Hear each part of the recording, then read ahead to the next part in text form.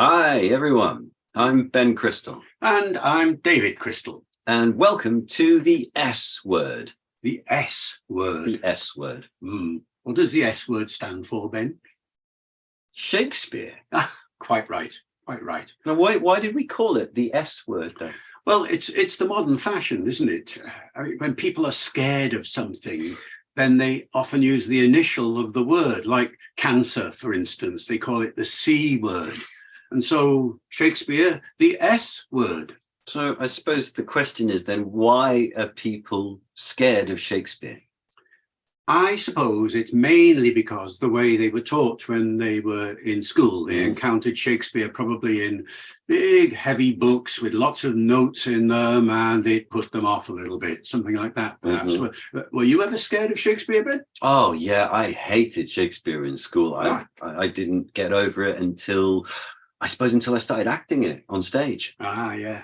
What about you, Dad? Were you ever scared? Oh, yeah, I was the same. Really? I remember very clearly pondering over some of these books and wondering, what's Shakespeare all about? And then I went to the theatre and saw Othello at Stratford with Paul Robeson in it. Oh, okay. And it was stunning. And I fell in love with Shakespeare at that moment on stage. Yes. See, that's the thing. These Shakespeare plays that we've been handed down are not books to be read, but plays to be seen and words to be said out loud. We need to say Shakespeare's lines out loud, and whether that's just saying them out loud to yourself or to friends or to an audience, it's the most important thing is getting them into your mouth, especially if they mean something to you. And actually, he's super relevant today, isn't he? And that's why we've been writing our book, because whether we're talking about a classroom or everyday life, he's got something to say that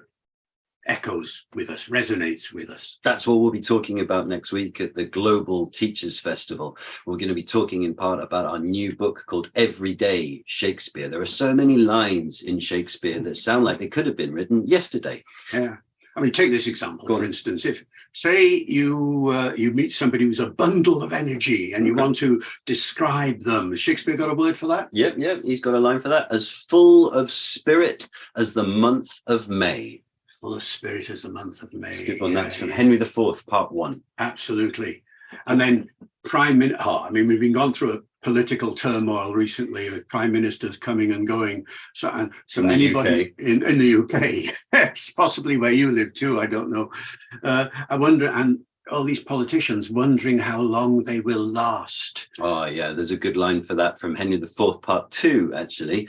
Uneasy lies the head that wears the crown. Uneasy lies the head that wears a crown. Yeah, very good. Absolutely. Or how about if you want to tell someone that they're beautiful? Yeah, shall I tell you you're beautiful? Tell me I'm beautiful. Yes, Father. Absolutely. Shall I compare thee to a summer's day? Go on then. Yeah.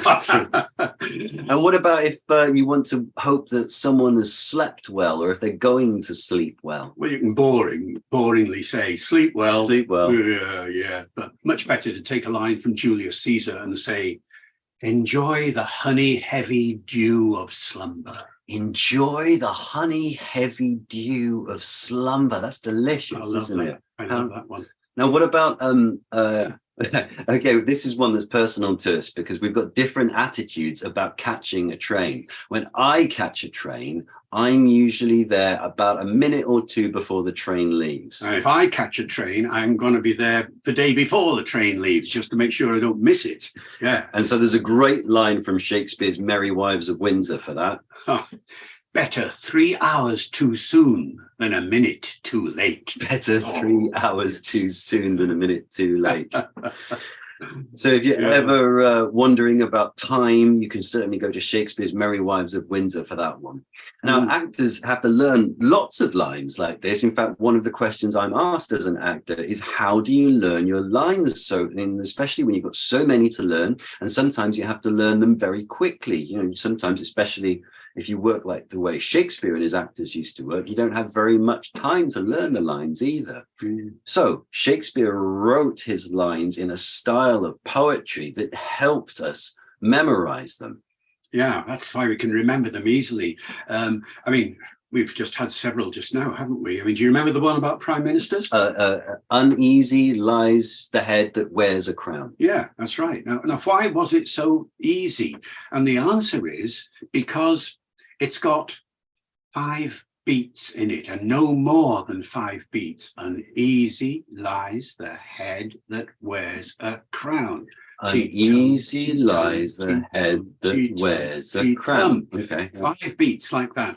I mean, technically, that's called iambic pentameter, and you may have come across that term, of course, in studying Shakespeare. And you might think, oh, what a terrible term. But basically, all it means is that these lines with 5 beats in are there for a purpose. And the purpose is to make them easy to learn and easy to say, easiest for the brain to process. Right, I think you're going to have to put your money where your mouth is there, Dad, and prove this. Prove it, that it's easier to remember up to 5 beats. Yep. And difficult to remember more than 5. Yep. Okay, we'll do a memory game.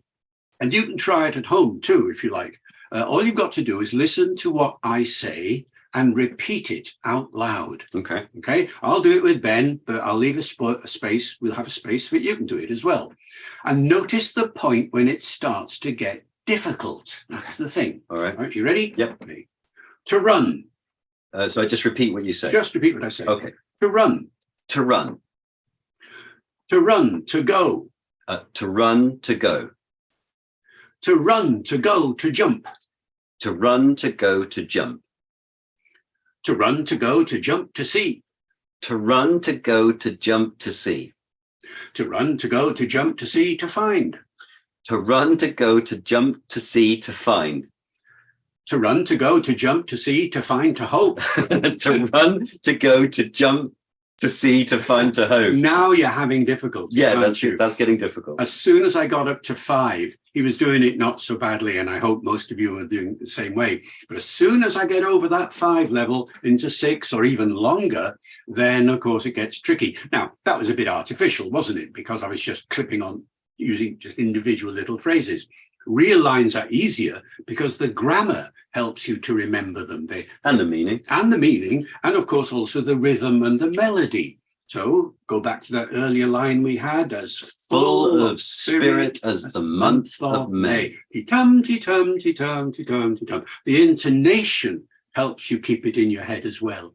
So it's good. It's great. It's wonderful. It's liberating. It feels good. And it's easier to understand if you say the lines out loud, especially if they mean something to you, if they call out to you in some way. And they do call out. I mean, he's got lines that will suit for every occasion, every conceivable occasion, it seems to me. Even a pandemic. Yeah, there were plagues in Shakespeare's day too, and he wrote about them.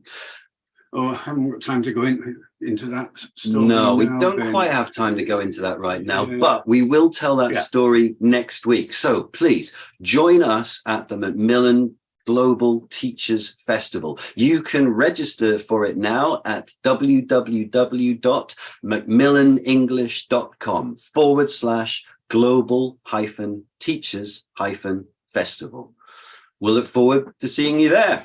Yeah. Goodbye. Okay. Hey, wait a minute, Ben. You can't just say goodbye. No, not if we're talking about Shakespeare and everything. You have to do something a little bit more. I mean, I commend you to your own content. For instance, I love that one. I commend you to your own content. Something like that. Or just simply fare you well. Fare you all well. Oh, I quite like that one. Yeah. Fare you all well. Fare you well, Father. Fare you well.